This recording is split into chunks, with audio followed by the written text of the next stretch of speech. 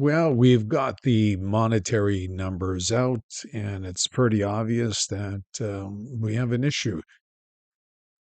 We have an issue because the economy morphed from capitalism in 1971 to, I love Richard Duncan's analogy called the creditism, right?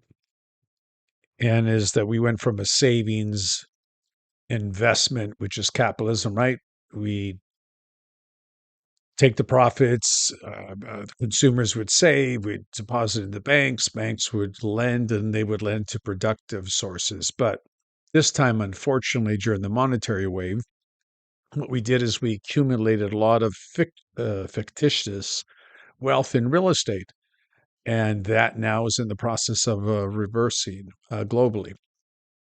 So, the most important thing we need to know is that the monetary spigots are an important aspect of keeping this Ponzi bubble, right? And real estate is that. It's a massive leveraged asset that was dependent for about 40 years on its price falling. And now that has reversed.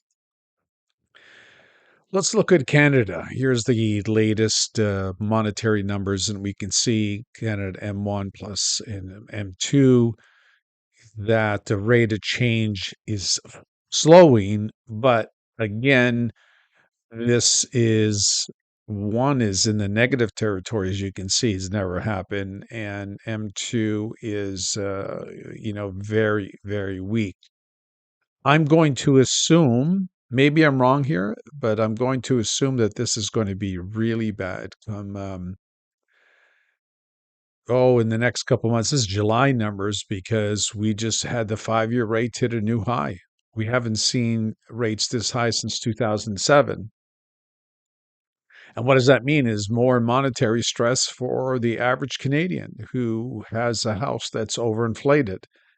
So it's not great prospects for economic growth, which aligns with economic winter arriving in 2024.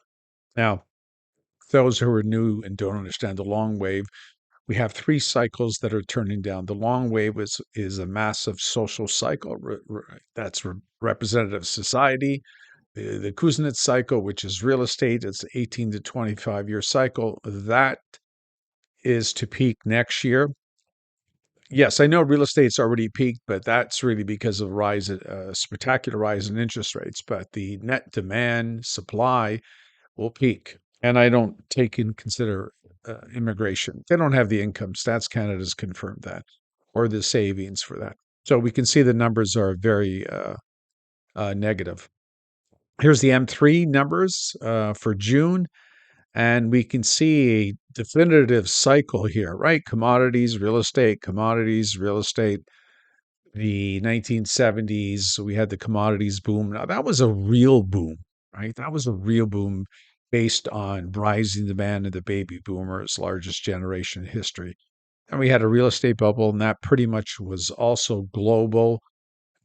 Then it corrected. And during the 90s, real estate was out of favor. Nobody was interested in real estate. I mean, there was a small group. Then we had another commodity cycle, and that commodity cycle was really the entrance of China into the World Trade Organization and a huge demand, right? And now that's over.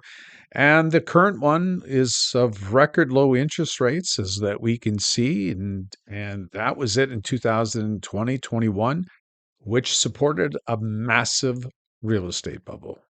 I mean, that's in the process of deleveraging. Not good news for the future. So, what are they going to do when economic winter arrives, right? More of the same, right? It's really the capital that try to force credit in a credit economy that needs to exhale and deleverage.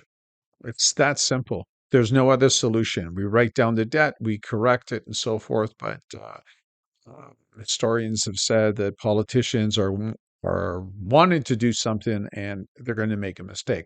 But this time, the consumer won't be there, and I'll explain that into the future. So let's keep an eye on economic winter. It's arriving, and if you haven't, now would be a good time to start deleveraging. Talk to you soon.